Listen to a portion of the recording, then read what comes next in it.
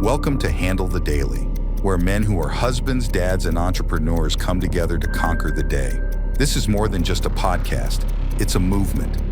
Here we pursue the Lord, lead our families, and build the kingdom. If you're seeking conversations that delve deep, reveal truth, bring honor, and challenge you to become the man of God you know you can be, then you're in the right place. Join us as we journey together, setting our sights on legacy, forging ahead to build a better tomorrow. Welcome to Handle the Daily, where we conquer the day together to build legacy for tomorrow.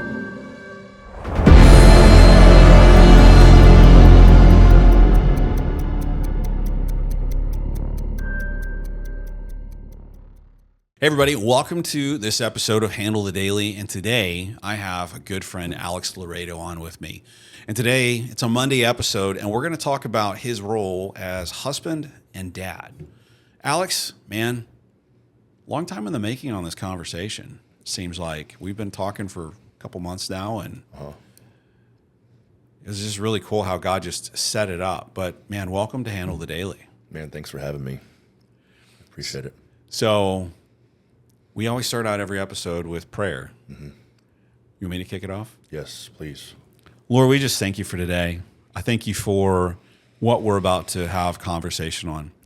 And Lord, that you would be revealing the nuggets within Alex's story of who he shares, who he is as a husband and as a dad, that can help inspire, equip, and catapult men into walking in those roles more fully with you, Lord. So, Lord, be in the midst of our conversation. Holy Spirit, we just invite you in right now. Lord, would you guide us in where we need to go? Have us share what needs to be shared. And Lord, let our hearts be vulnerable to your presence and vulnerable in this conversation. Lord, we just lift this up to you and we say thank you. In Jesus' mighty name, let's go. Amen. All right. So husband, man, what would be, so if I talk to your wife, mm-hmm. What would be one word she would use to say, this is Alex as a husband? One word. Grit. Grit. Mm-hmm. What would be one word you would use to describe your wife? Harmonious. Those go together. Grit requires harmony, and harmony requires grit. Mm-hmm. Yeah, she now this wasn't always the case, but in these past few years, we've got a very good rhythm and dance to our life and our marriage. It works well. So how long have y'all been together? About 15 years. 15 years? Yeah, about 15 years. It's been. I always forget that number because there's a story behind that answer. It's kind of it's a double-edged sword, if you will, and so yeah, I'll fill in on that later. So do you feel that where you are right now, that you are walking day in and day out as fully as you possibly can in your role as a husband? I do. How so? You know what? I want you to ask that question one more time because I want to be very, very intentional how I answer it. Ask that one more time. So do you feel that in today, where you are, that you are fully walking out to the best of your ability, your role as a husband in your marriage? Yes. Here's why. You know, I'm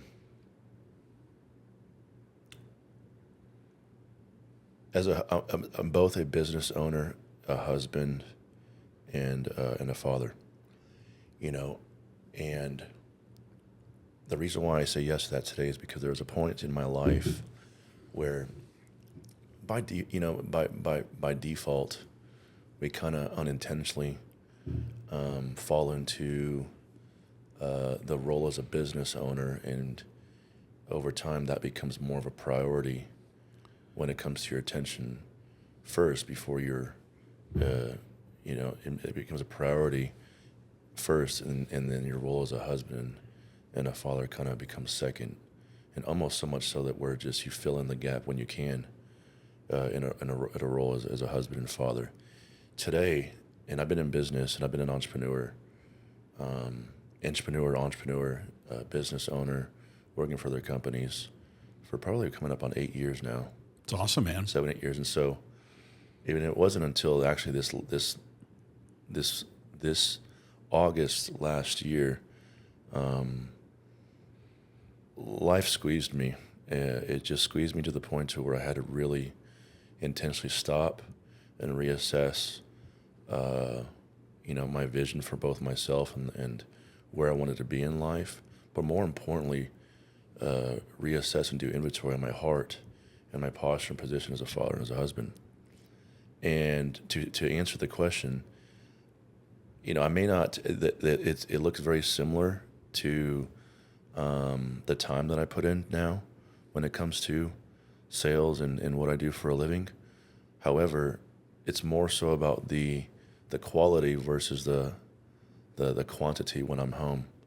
When I'm home, I'm very engaged. I'm checked in.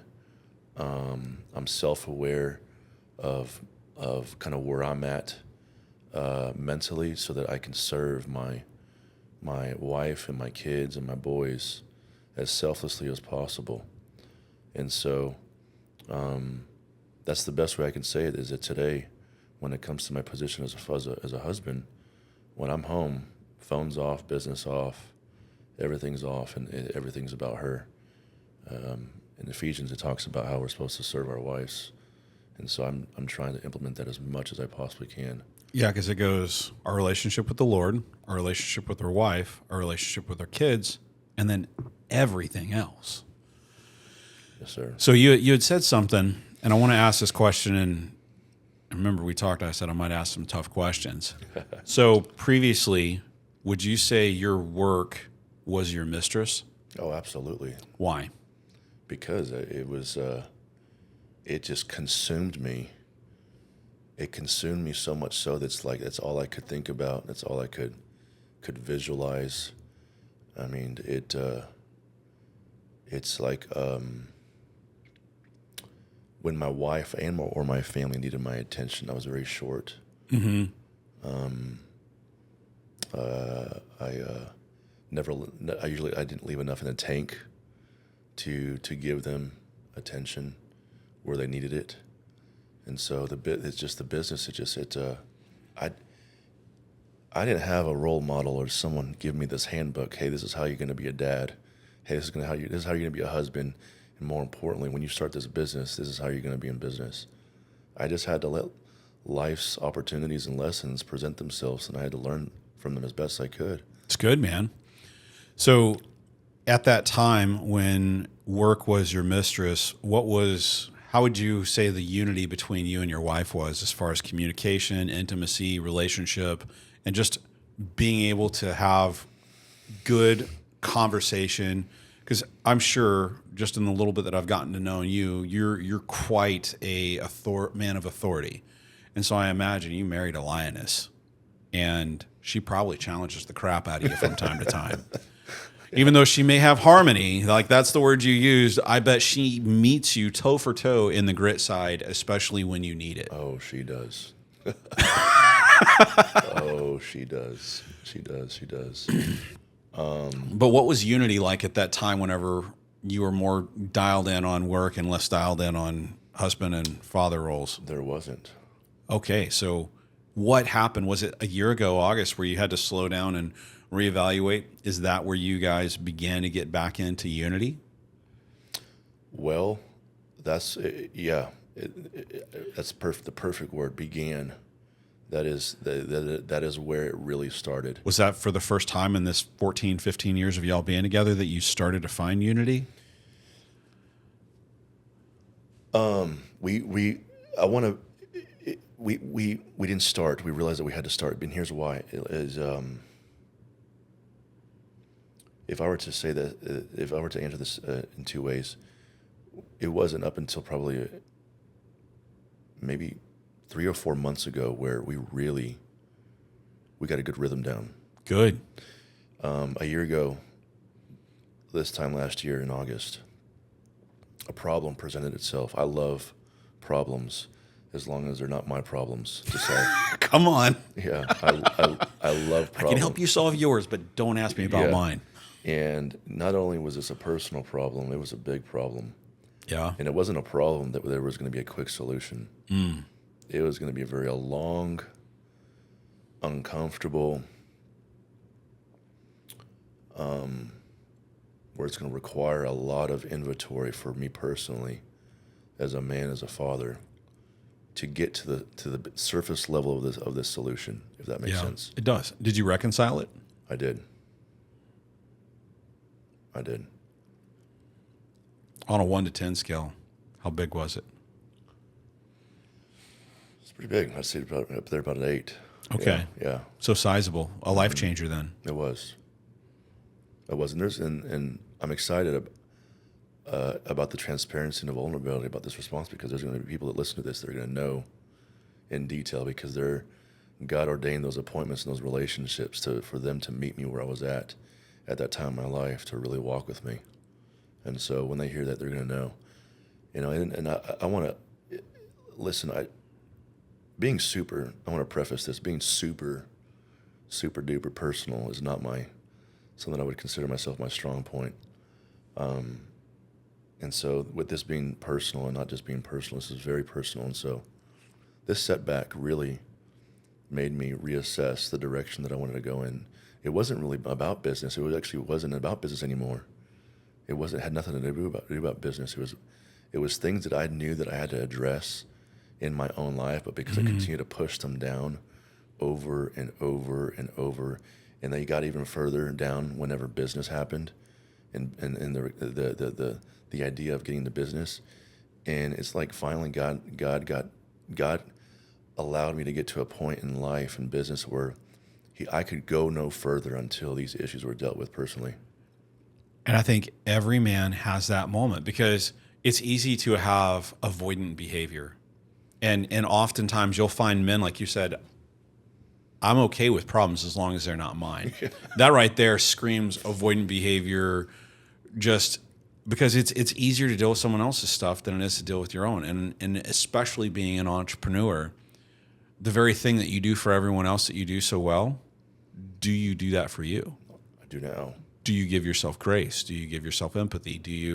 And oftentimes, like, that's what gets overlooked. We overlook ourselves. And it's just like on the airplane. They say, put the oxygen mask on yourself first and then put it on your child. Yeah. We don't ever slow down enough to take care of ourselves so that we can then take care of everyone else. And we live in a world that is telling us to go faster, go harder, go faster. Grind. Yeah. This whole hashtag, and there's some. I hate that hashtag, by the way. Which one? The one that says work harder, no one cares. I mean, I see it all the time. Yeah.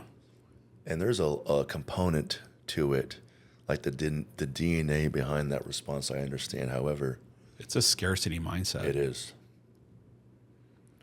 It is very much so. Would it be too much to ask you to not have the gum? No, absolutely not. I don't necessarily have anything that you can put it into. Let me grab something. Okay. Here, you can just set it on that. I'll edit this out.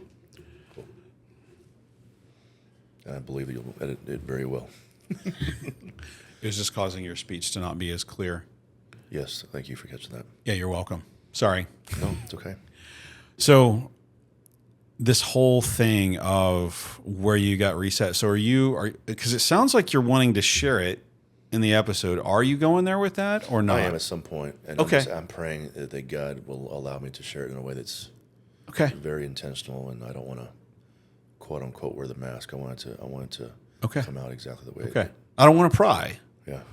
So, but you're setting us up. I know. You're leading us to a place of you've got intrigue going, man. So, but let's go back to this place of now where you are with your wife. Mm-hmm.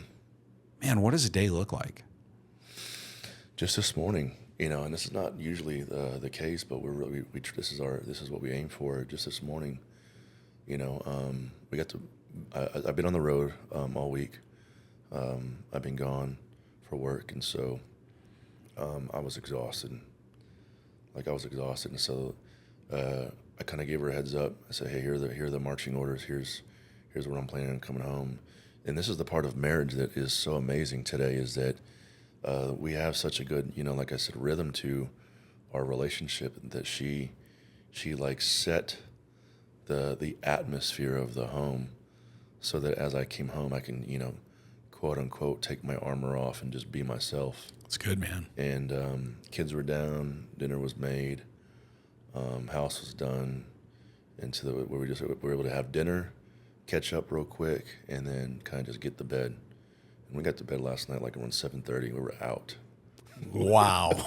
We were out, and so we were. So the caveat to that is that everything was so awesome. Got lots of rest. I got time to catch up, time to talk. That we were up this morning like around I think 3:00 together, and we decided to, okay, well, let's get up, let's get in the Word, let's pray, let's have some coffee. We did some good quality time together, and so that is, and so organically, if we're going to have time together, it's usually going to be really, really early in the morning, together or individually with the Lord by ourselves, and then around also again dinner time. We'll have some time with the kiddos, and I'll check in with the kiddos and put them down, hug them, pray with them, get them in bed, and then have time with her in the evening time. And then where I'm working on getting better at is being more intentional on like dates, so like going on monthly dates and courting her and pursuing her. It's good. And the same way that she does what she does at home with the kids and her being a wife, I want to make sure that I'm taking her out and giving her the attention that she needs as a woman, as a wife, and taking her out. And so, does that answer your question? Yeah. Yeah. What would be something you would want to say to your wife that you haven't said to her? Golly, boy, man. That I haven't said to her? Yeah. That like when she hears it, it is just going to set her ablaze in a good way, man.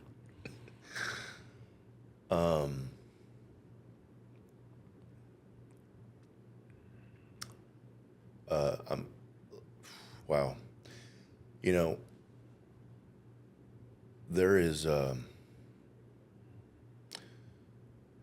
There is so much that she does as a mother, as a wife. She's been a stay-at-home mom, I think for 8 years.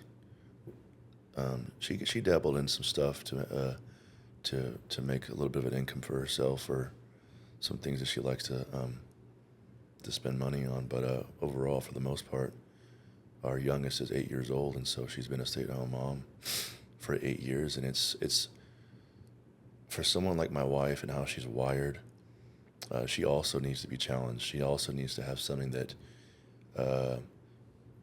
is fulfilling her why at life. Mm-hmm. And sometimes when you're in that role or that lane or rhythm as a mom, you begin to kind of like, man, is this all I'm supposed to be doing? And is this all that I'm capable of doing? Mm-hmm. And we've had a lot of conversations over the years where I may not have always been the best at affirming her and expressing my gratitude for what she does at home. Because let's just get really real here, right? As a man, as an entrepreneur and a business owner, we couldn't do the things that we are in position to do as men if the women aren't home, taking care of the kids and running the house and Yep.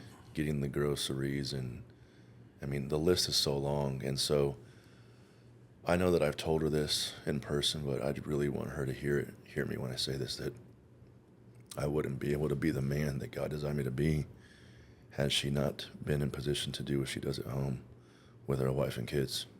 It's awesome, man.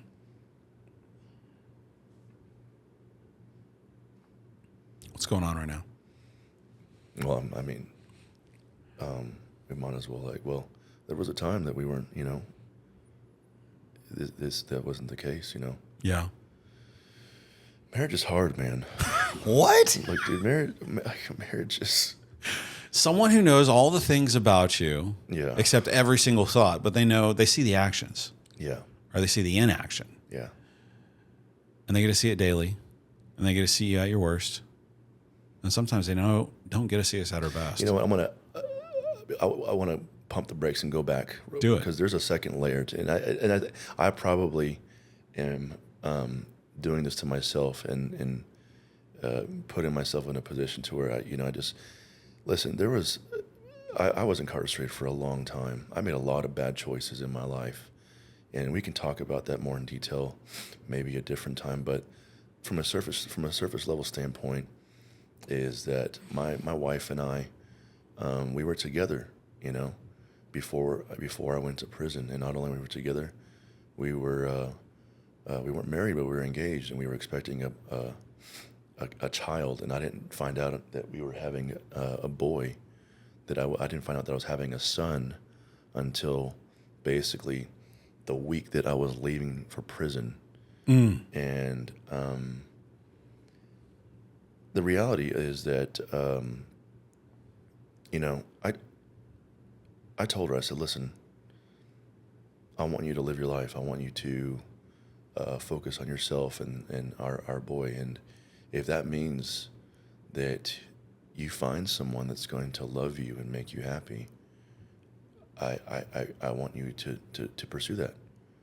As a man, I was a boy then, but as much as of a man I could be at that time of my life, it felt natural to tell her. It would be selfish to tell her to wait for me. 6 years is a long time. Yeah. And her response was, no, I'm going to wait for you. And so in my heart, I'm like, the emotions are there. I'm like, okay, dang, she's really going to do this with me. 9 months later, my son was born. Life happened. And she, as I anticipated, she couldn't hang in there. It was hard. Yeah. And we separated. And there's a lot of things that I think that God allowed. I'm not going to sit here and tell you that He was the one that made it happen, but I feel like He allowed me. He allowed so many things at that time in my life, looking back, to take place, to build the character, to build the tenacity, to build the grit, to build me into the man that He already sees me as today. And that was a huge part of it, getting through not just being incarcerated, but getting through my incarceration, knowing that I was a father and knowing that I had a son, but yet I'm not in position to be there as a father, and let alone the fact that she's now having to play mom and dad without me out here in this world. It just was a hard thing to carry. Yeah. And so, what was your self-talk like at that time? There wasn't. It was, yeah. It was all negative. The voice of doubt and the voice of fear and worry was so loud.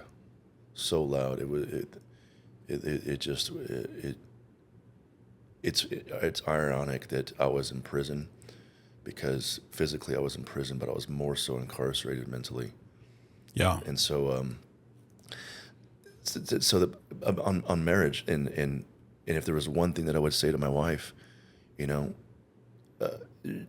she made decisions after we got married by proxy, and there's decisions that she made after we had gotten married that affected me in a way where it just made me very, very hard. Mm-hmm. And there isn't a day that goes by today that she wished that she can go back and redo that. And she's asked for forgiveness more times than I can count. And I just want her to hear me that I really do forgive her. Come on. I really do forgive her.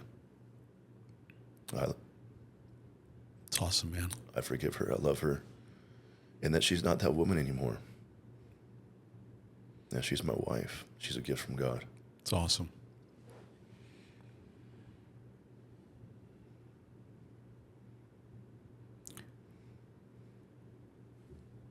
When you were in prison for those 6 years, were you with other men, or were you in solitary, or a mix of everything, or depended on the week? Yeah.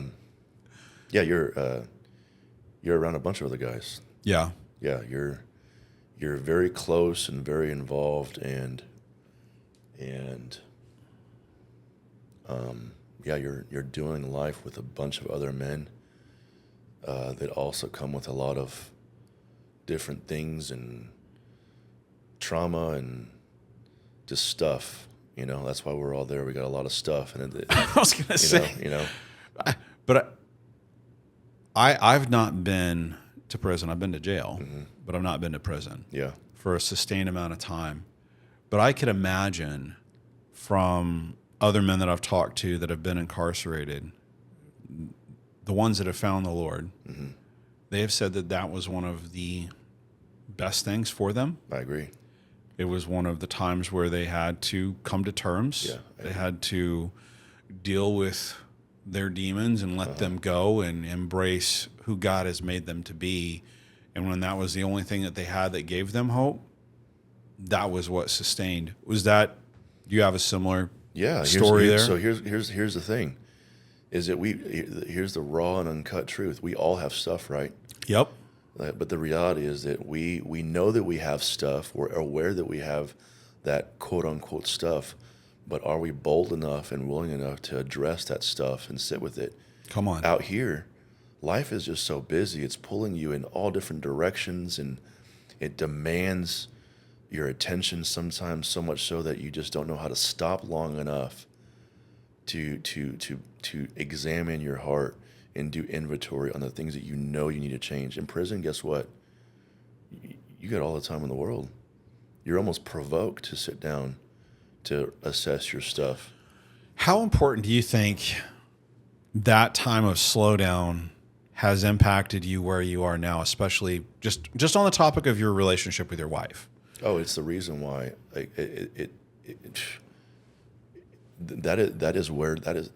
it's the reason why who I am today. Do you think that being in prison has provided you the training and the framework to know how to actually wow, I've got to stop. I've got to sit in this, and I've got to allow the Lord to do this? 150%, which is why I'm at where I'm at today. Yeah. Is I reached burned out. I burned out last year. Burnout. What did that look like? How'd you get there? I didn't get there because I saw it coming. Let's just, do we ever realize that, it's that match that's gone? It was it's almost as if like a very small window of opportunity was presented by life where I had no choice but to slow down. And it was within that time that I slowed down where I asked myself this question. I said, what am I doing? Where am I going? Why am I doing this? Sometimes we forget about that. That's why it's so important. It sounds so silly and sounds so cliche, but it's so important. You really got to know why you're doing the things you're doing in life. What's your why? So in that time of not realizing you were getting to burnout, do you see pride playing an impact on that? Oh, absolutely. That's a rhetorical question. How so? I got to a point in business where. So here's the thing. There's a huge, and this is not something that I knew until I knew about it, but I was reminded of it. There's such thing as godly wisdom, and there's such thing as worldly wisdom. Yes. And listen, I don't care how much you read or how much you study, or how much you put yourself in a position to entertain personal development, or how smart you think you are. There's going to come a point in time in life. It's like by default, slowly transitions into pride. And by what I mean by pride is like, for me, is like, I got this. I don't need anyone, and nor am I going to admit that I ever need anyone. Come on. And so having that mentality, and listen, I crossed off, statistically speaking, let me slow down. Statistically speaking, I shouldn't have accomplished the things I accomplished in life with where I had been and what my past was like. If I'm going to give you a statistic, I should have ended up back in prison 1 out of every 3 people to release go back. That's a They go back because it's too hard. It's too hard. well, and that's familiar. It is. And it's actually within the chaos, actually safe. And so I crossed off every box that I wanted to accomplish: the financial goals, the life goals, the house, the vehicles. I mean, the success. It just is like I've arrived. And what's odd about it is that not only did I arrive, I arrived. I'm like, this can't be it. And so before I arrived and said, this can't be it.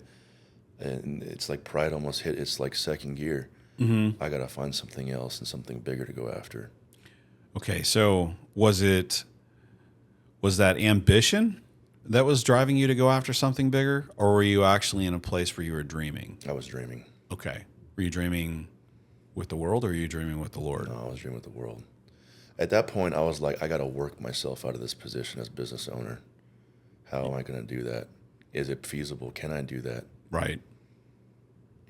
It got to the point where I'm either going to be all the way in with business or I'm going to be all the way in as a father and husband. I couldn't do both well. You mean you were trying to find balance? Yeah. That does not exist? Yeah. Another way, that's a better way to say it, yes. I'm going to pour a little more here. Oh, wait, that goes up, this goes down. Oh, wait, I'm going to slide over this way. And then you spend too much time trying to find balance, and in the end, you miss everything. Yeah. I mean, unless you want to look at it this way, just never get married or have kids and just be miserable and alone and just work all the time. But then when you die, no one else is there to mention your name. Exactly. Or what you did. Exactly. There's no legacy at that point. Correct. And there's no taking dominion. Correct. There's no being fruitful and multiplying. Yeah. So it sounds like you've had an interesting journey in being married. Yeah. And in this place of, man, I'm excited to hear where you are with your wife. Yeah. And excited to hear what's next. Mm-hmm. Was that a question? I don't know. I am too, and I don't think there's an answer for that right now. There's not. It's just something that I think both her and I were finally in a place in life and in our marriage where we're healthy enough. It's good. Emotionally, mentally, physically, where we want the next steps moving forward is not about what can I do by myself. It's like what can we accomplish together? What goals can we go after together? What are some things that we can go after and accomplish together?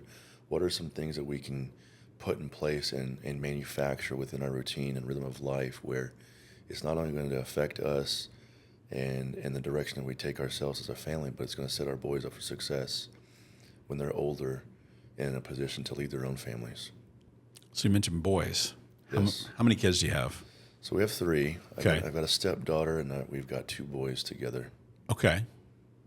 And what are their ages, if you don't mind sharing? My youngest is going to be 8 in November. My oldest son just turned 14. He was the one that was born while I was incarcerated. He just turned 14. And if I'm not mistaken, forgive me, Renee, our stepdaughter is, I think, 26. Okay. 26, and she has a little girl of her own. That's awesome, man. Mm-hmm. So you're a grandpa. Yes. You're like, yes. Yes. On paper, I am a grandpa. You don't have all the gray in the beard that says grandpa. Yeah, it's getting there. It's starting to come in. Yeah. So let's talk about your sons, your 8-year-old and your 14-year-old. Mm-hmm.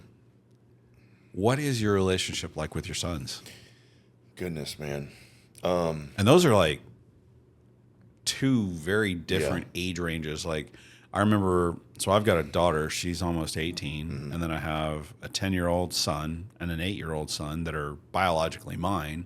And then I have 2 stepsons or bonus babies that are 17 and 22. And man, like that gap, it's almost like they're single kids almost in some ways. Yeah. What is my relationship with my boys? So part of that problem where I told you last year it was a very big problem, a very big personal problem. Yeah. that was part of it. I realized, that I was not as involved with my sons as I needed to be. The desire was there. I just didn't know how to. I just didn't know how to get there. And I wouldn't sit here today and tell you that I've arrived and I'm like this dad that's very involved in my boy's life. However, here recently, life is providing opportunities to my oldest son more so than my youngest, to where he's in high school now. Yes, he's in high school, or junior high, forgive me. Next year's high school, but different crowd, and he has access to things that now when it comes to life. And so when I say life provided an opportunity, life is just one big test. Let me say that. Life is just one big test, and it's not a test that we're going to fail at. It's a test that, like the Bible says, the righteous man falls 7 times and he gets back up. And we're only going to fail if we choose to quit, or if we choose to fail and stay there. Right. And so my son, his first day of school, his first day of school, I guess, to set the precedence of the quote unquote, hey, I'm cool and I'm here to look cool and be cool and to fit in.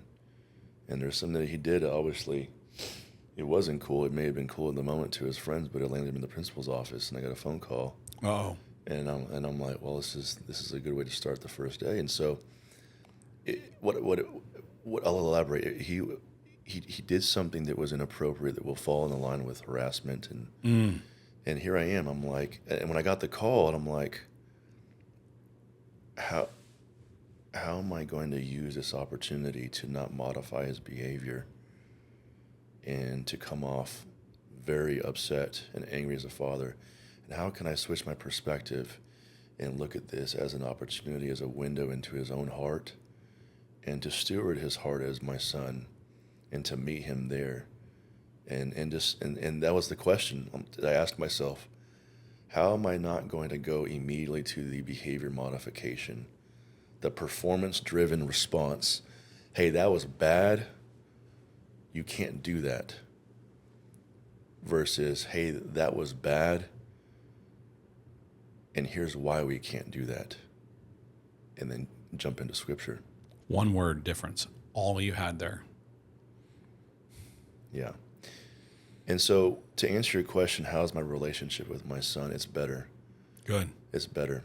But here's the raw truth, is because my son was born while I was incarcerated, I didn't come back into his life until he was 6 years old. And not only did I not come back into his life until he was 6, but he had been through so many things as a child that he shouldn't have been involved in. And so it took a lot of time, a lot of therapy, a lot of counseling, a lot of just walking with him as best as I could, while walking with my own stuff, right? Right. And to get where we're at today. And so we're in a good place. It's good. But I'm also very, very aware of where I need to be more intentional and more involved with my son. He's 14. Ideally, I've got 4 more good years with him before I have to release him into this world. Is probably the best way I can say it. Not release him and forget him out, but I got to get him as ready as possible. This is a crazy world that we're living in right now. It totally is. Man, 14 is a tough age. Just getting out of the middle school grinder, going into high school. So he's a freshman? 8th grade. 8th grade. We held him back, yeah. Okay. Yeah. He's the youngest around a group of kids that are a little bit older than him, and not only older than him, they all have older brothers that are driving. Oh, wow. So the level of influence of where he's at in life and who he's around. Yeah. So what do you do to understand who your son's talking to and hanging out with? How involved are you in that process? Because, man, yeah. So his birthday just came up. I had to work, so mom kind of took the lead on picking up the friends and going over to the jump park and and hanging out, and then I took the lead on taking them home. That's awesome. And so they all decided, I got a big truck, but there was I think 5 of them, and they all decided to just squeeze in the back seat. I'm like, there's a room up here, and they're like, no, we're good. And so I had put on, like some NF or some cool right Christian music. You're the cool dad. I'm trying to be the cool dad, set the tone. Hey, and it's loud enough to where they can hear it, but not so loud that I can't hear them talk. And I'm just listening to them and hearing them, have a conversation. It's man, I don't want to. I don't want to partner with the response that a lot of people say, "Oh, boys will be boys." That's a justification for stupidity. Thank you. I appreciate you jumping in and thank you for that, because I didn't know what I was going to. Yes, I agree. It is stupid. Yeah. I mean, there's jackassery, and then there's there's that, like, I think there's too much that parents just throw under that, well, boys will be boys. Boys without a proper authority figure in their life that will speak into them, that will encourage them, that will say, here's who God made you to be. Yeah. That is something that boys are missing. And because there's so many dads that are disengaged. They pay and they cover all the stuff for the play, but they're not there for the learn, the train, the teach, the equip, and the launching in and helping them know who God has made them to be. Yes, 150%. Sorry, that's like a... No, thank you. And with 4 boys, like it's... And every one is a total different approach. Yes. Total different approach, as unique as the thumbprint. Yeah. Sorry, I'm getting fired up, man. No, it's okay. That's good. I'm getting fired up with you. I'm like, let's go. Because listen, these boys are going to be men one day, and very soon. Very soon. And listen, not only did I see when I got out of prison, not only did I very quickly observe the men that I would come in contact with in life. Not only did I see that there were more men in prison today that had never been, quote unquote, in prison physically, with fear and worry, addiction, their thought life, the way they have self-talk. But even more so, these are men that are acting like little boys. And so, to my point, case in point here, at age 14, you're a boy. You're a young man. Absolutely. All right? Man in the making. Yes, and you're going to be a man. You're going to be a man. You're by design, you're going to be a man one day, right? And so, sorry, I'm trying to figure out how to slow my mind down, but they're going to be men one day. Right, and what kind of men are they going to be based on how we're teaching them right now? And so there were some things that my boys were talking about in the back seat, and I didn't address there. I just listened. And so when we got home, I asked my son. I said, "Hey, I noticed that you two were talking about this, and these are some of the things I heard. I want to understand a little bit more. What was the motive and the logic behind your response to this?" And yeah, because there was what's the word I'm looking for? They were like talking down and language, They weren't speaking life. No, they were. Thank you. They were not speaking life. Yeah. It was like critical, negative talk, and out of the heart, the mouth speaks. Yes. Yeah. So those aren't my boys, and I didn't know them well enough, nor their parents, and so I had to wait to have a conversation with my son when we got home. I'm like, listen, that may be how they choose to communicate and to talk and to see others, but that is not how you are going to communicate and that is not how you're going to talk to people, and that is not how you're going to act. And here's why: that's not who you are. Have you talked to your son about who he surrounds himself with is who he becomes? I have. How's he respond to that? He hasn't really responded. I think it's still kind of. Does he like grasp the concept? Yeah. Okay. Yeah. Some people they're like, I don't care. Yeah. Here's why. I think here's why I would hope that he's grasping a hold of it, because this whole thing at school. It's cause and effect. It is. This whole thing at school recently, his first day. I mean, I'm just going to rip off the Band-Aid because this is very real, right? He grabbed himself inappropriately being cool around the homies, the other guys, and it got back to the principal, and the principal was like, that's sexual harassment, that's a very real thing, and even though his term was, we were just playing, it didn't mean anything. I'm like, yeah, it does. In the moment, it meant that you thought you were being cool, mm-hmm. but by standards of definition that are socially acceptable, it's sexual harassment. It is, and I took it there. It's not.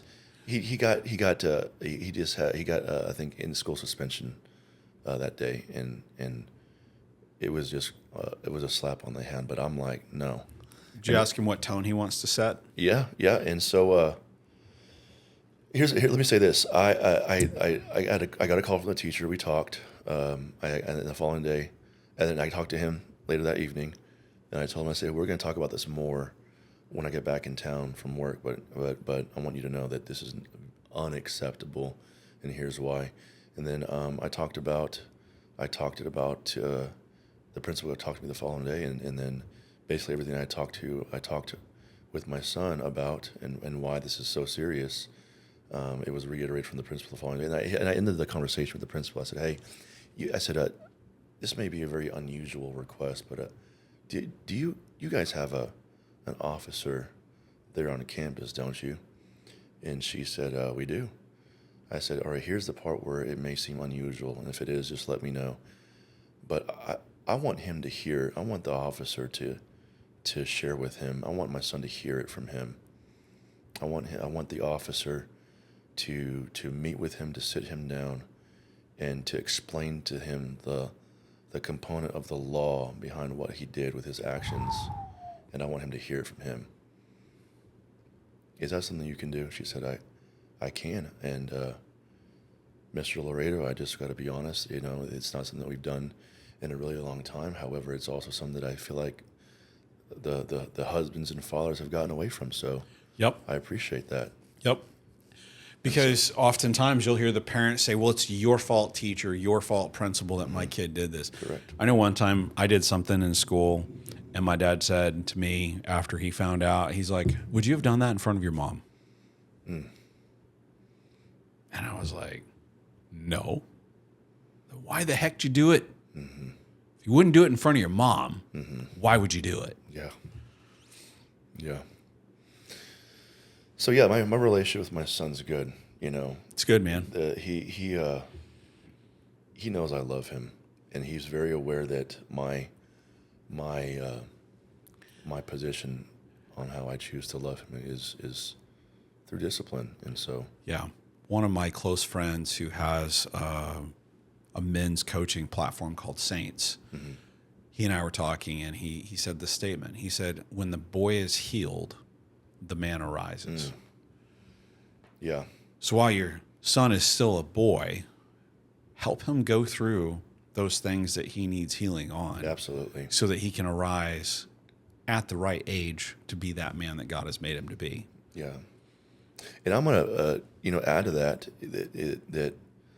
listen, as a man, it is our responsibility to be aware of the things that we're still carrying, our stuff. Yep.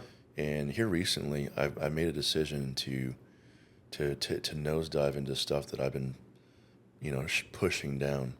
Good for you. Until and the reality is that, what does the Bible say, that to love our neighbors as we love ourselves? Let's break that down real quick. How do you love yourself, Alex? Yeah. And so if I can't love myself in the area that I know that requires attention that I keep pushing down, how do I expect to understand how to meet my son in those areas if I don't even know how to love myself in those areas, right? Right. And so on this healing journey, on this journey that we call life, as a father, I want to love my son in the areas that I'm healing in at the same time, so that hopefully that as I heal myself, I can also heal him in the areas that I know he needs to be healed in. How transparent are you with your son? Oh, very true. When he got old, because he came to see me a few times, Yeah. and I asked him, I said, hey, do you remember any, like you were a baby, is there anything that you can remember when you came to see me in prison? And all he could say is, I remember you wearing all white. I remember seeing you in handcuffs when you got there. I remember seeing you, kind of like just not heavy, but like Burdened. Yeah. I cried a lot. I a lot. Is that how you got the nickname Sprinkler? Yeah. I'm just kidding. I didn't. I'm just kidding. Yeah, I felt like it on the inside for real. Right. I wasn't. So I didn't. I had to let these tears out. It wasn't there, but it was, as much of a personal setting as I could find while being incarcerated. But he also said, "I remember the vending machines," and that was how eager and excited. This is not a joke. Sometimes the food that came from the vending machine was so much better than the food that we got. So much better. And so, yeah, you're darn right. I was excited to eat some of the food. And so I basically, he was 6. And so part of the transparency, I said, listen, Daddy was in a really long time out. That is the best. A really long time out. That is the best way that I could meet him in his little, mind, to explain to him, Daddy got in trouble, and I was in a really long time out. Does he challenge you now? Oh my! Are you kidding me? Yeah, he's trying to find where he sits within the pecking order, and it sounds like he's trying to get attention with what he did at school from maybe the wrong way. But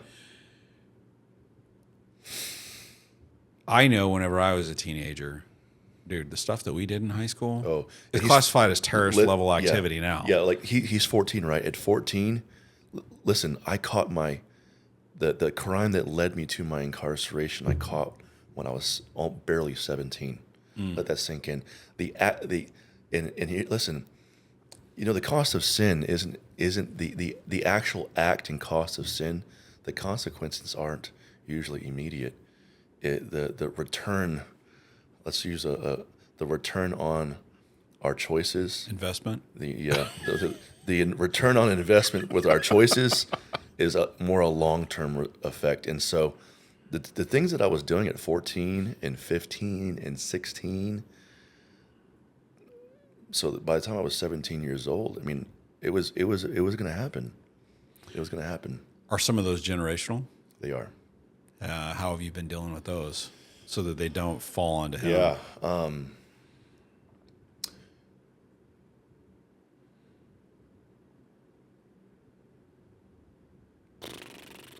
My dad didn't have a dad. My dad came to this country when he was 15 years old. Okay.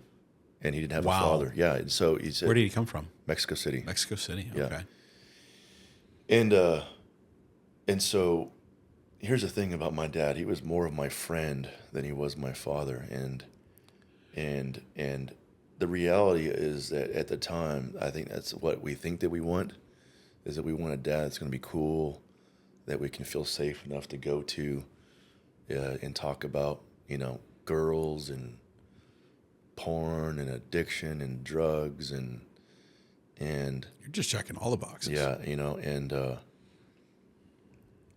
although I felt safe enough to have these conversations with him, they were prefaced more in a way where, listen, when you do drugs, which is only you will, I would rather you do them with me, or I'd rather you get them from me. If you're gonna look at porn, here's the stash, or a lot of the things that I had access to at the age that my son was at was because my father had them where I had access to them. And obviously, you know, there was a time that I thought that was really cool. Because the world said it's cool. Right. And then I got locked up. And then I had a head-on collision with Jesus. And not only did I realize it wasn't cool, I realized how big of a problem it was. You know, and my time in prison it was so good, but not only was it so good, listen, I had to, my life, like by the time I got locked up, I was in my 20s, and it was like an onion of layers.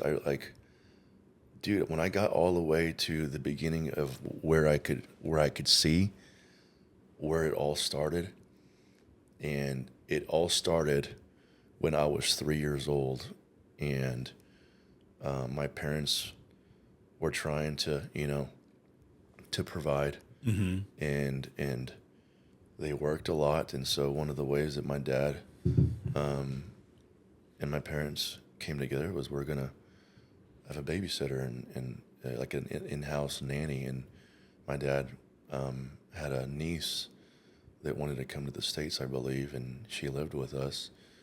I was, I think, 3. She was, I think, 16, 14, and was sexually abused. And listen, that when I knew about it because obviously my parents sharing with me as much as they could share with me on as best, but it didn't really set in and sit with me the way that I did until I realized, in the Bible, in the book of Song of Songs, it says not to awaken innocence before its time. There's a lot of things that happen to an individual, let alone a kid, a baby, when they're sexually abused, Yep. And not only do things happen to, they come with that happening. But let's get real here. Like, if you were in a position as a father, if my little boy was sexually abused by a family member, a female family member, like, what do you do? A high level of violence. right. Shovel in a contractor right. bag. Yeah, I know. But the reality is, the truth is Nothing. Nothing is often the thing that happens. Nothing. And it led down this path for me. They thought medication was the solution. It numbs it. It does. Doctors, worldly advice. I mean, and it got to a point where by the time I was 13, and I discovered pornography, and then I discovered marijuana, and then I discovered girls and losing my virginity. And then, life happened really fast for me at a very early age. And looking back, as best as I can, remembering what my father tried to do,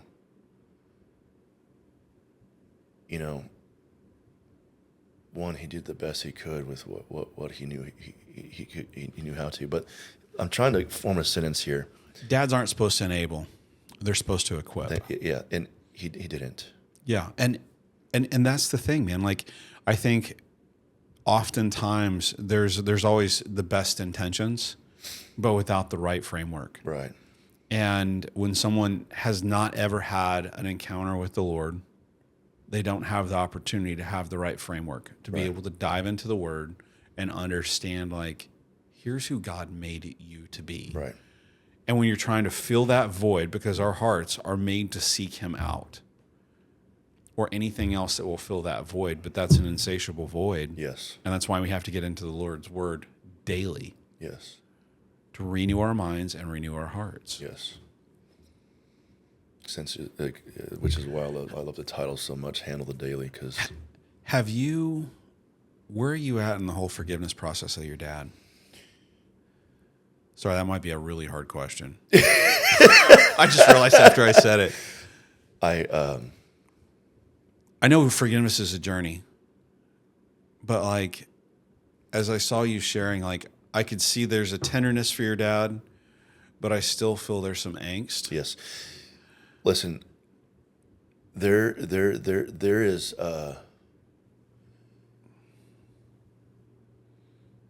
this is an opportunity. This is a lifelong commitment to myself to walk this out with my father.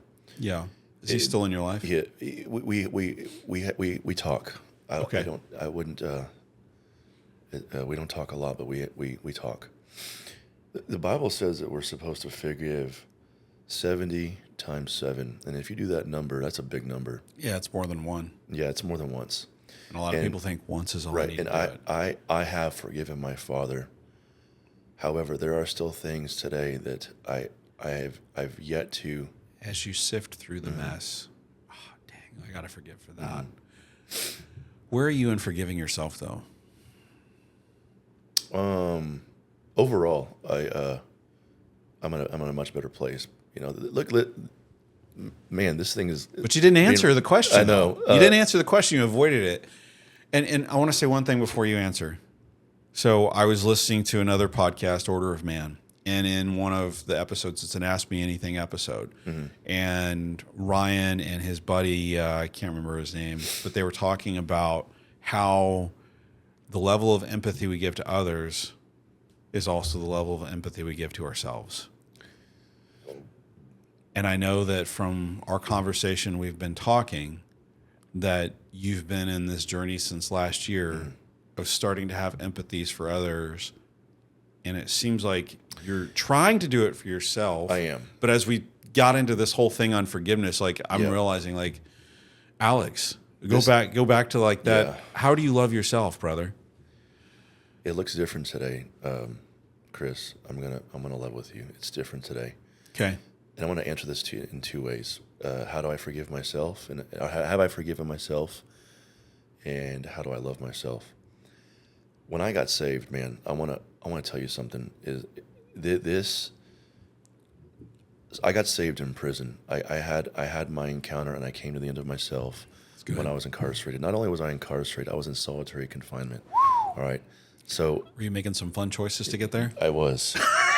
Yes, and I'm trying to unpack this to get to a point here to answer the part that you've asked me about forgiveness and love. I didn't know how to love myself, Chris, when I was in prison, and I had to. It's like God had to put me in solitary confinement. He had to allow me to make decisions and choices within being incarcerated to get me to a position of solitude, which was in solitary confinement, to literally slow me down enough for him to say, I love you. And here's how he did that. I really struggled with the idea of being a father because I had a son that I wasn't involved in his life, and let alone I had a father that obviously I really needed him at that time in my life. I was in a weird place. And I like internally, I'm like screaming like for hope and for answers to God, and asking him, like, you got to talk to me. Like, if you're real, I need answers. Mm-hmm. And the question that I had is, how could he have given me a son? How could he have given me this title as a father? Yet I had no idea how to be one. And where I was completely just wrecked is like he almost knew, like, you know, like this is going to sound silly because he did know, but like he had the answer at the tip of my tongue and in my mind before I could even finish that sentence. And his response to me at that time was, before you can become a father, you must become my son first. And that screamed to me, I love you. Right. I see you. I forgive you. I just hear the Lord just saying, you're my son. And so to answer your question, have you forgiven yourself? Yes. When I got out of prison, listen, man, I was floating. Like I was, we have so much access to information and resources out here that we literally have no idea how good we have it. Like, we have it so good. And I was excited and both eager to walk over the threshold that was leading me into my freedom. However, it also came with such a tremendous level of gratitude that I didn't want to forget and lose sight of what God accomplished in my heart before I crossed over back into this world. And I had such a tremendous amount of peace to where there wasn't anything that anyone could say to me to where I wasn't forgiven, I wasn't loved. Okay. However, fast forward, that was 2014. A lot of life happened. 10 years ago. It was. A lot of life happened. And are we still good on time? All right. A lot of life happened. And I call it death by 1,000 paper cuts, man. Here's why. This world, it's almost as if it was slowly and methodically backing me into a corner to experience prison in a different way out here. And I made choices. They weren't always the choices that I wanted to make. There's things that I can look back today from the time that I was released where I wanted to do better and I didn't. And so do I have things that I'm still working on forgiving myself on? Yes. Good. We're all a work in progress. We will be until we die. Man, I just want to say thank you for where we've come so far in this conversation, man. And it's been really good. I know we're not done, but I just wanted to take a minute and say thank you. Because to sit there and to share to the depth that you are, like that's not an easy thing.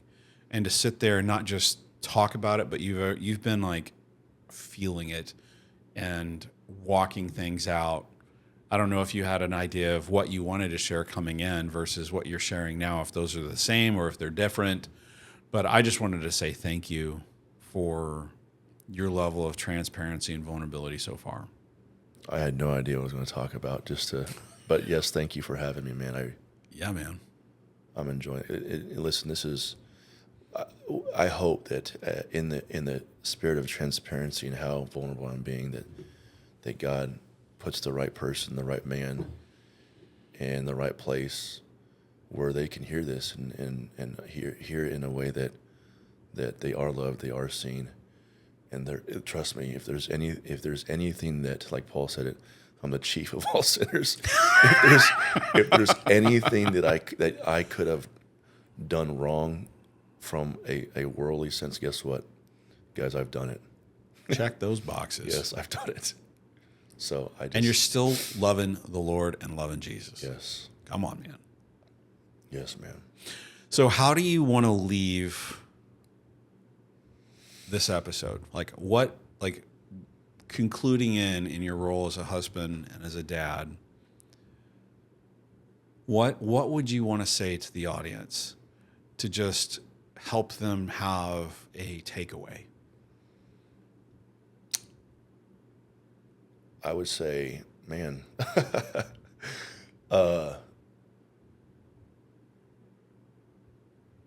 here's the reality is we're talking about men here, right? And so I think so. Yeah, that was a rhetorical question. Oh, you didn't want to answer it. Yeah. but you know, the world doesn't really give us guys today a safe place to be a guy, to be a man. You know, the reality is the world tells us guys that we need to be strong, that we can't cry, we have to wear the mask, we always have to have it together. We got to be the best father, the best husband, the best leader, the best entrepreneur. And the reality is that deep down, a lot of us need to have this place that's safe enough for us to be real with not just individuals, but ourselves. And so if there's anyone that's hearing this part of the podcast, I pray that this would be what you hear the most, and it's so loud, is that you have to be real enough to understand that, yes, you are called to be a man and a leader. However, part of that is also being vulnerable and raw and uncut with yourself as a man, and to lean in to the hard stuff, not the surface level hard stuff, like, hey, I made it to the gym check, or hey, I you know what, I don't even know a response to that, because I lean into hard stuff that keep me in a position of being uncomfortable. And so it's almost as if you need to manufacture adversity daily into your life. Stop trying to take the easy way out. Stop trying to look for the shortcuts. Stop trying to go after the things that are going to provide you the quote unquote quick ROI. Lean into the hard stuff, man. And you are the only one that knows what that looks like and knows what it is.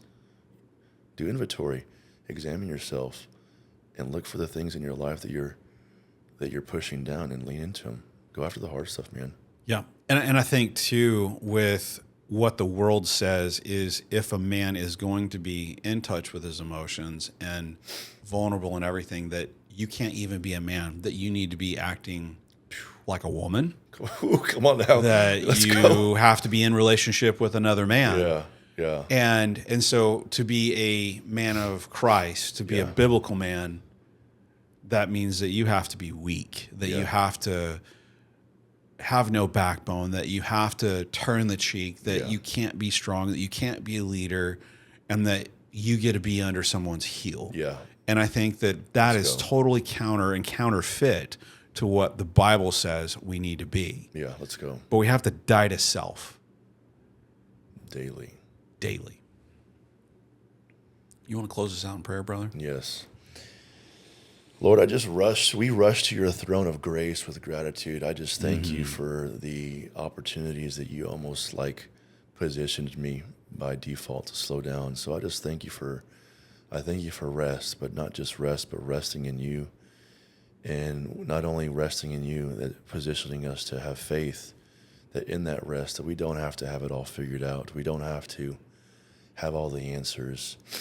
And Lord, I just pray that you prepare the hearts and the minds and the ears for the audience and the men that are going to hear this.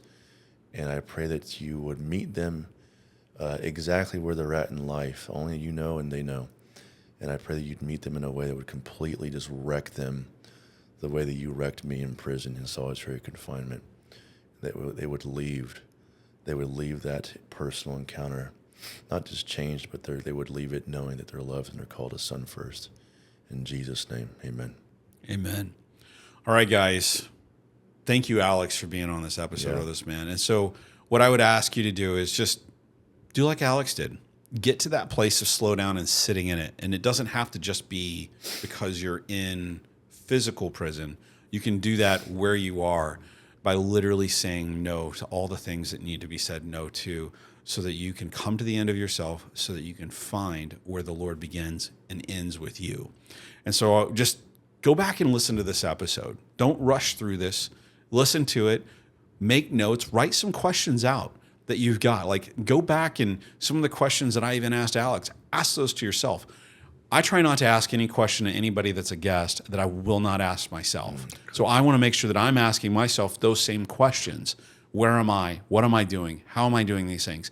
And then ask your wife, like, who am I, honey? Who am I to you? Am I doing what I need to be doing? And then ask your kids. Your kids and your wife are going to give you such a clear understanding of who you are and who you're not. And if you're not willing to sit down and ask your wife or your kids those questions, then are you showing up well? Probably not.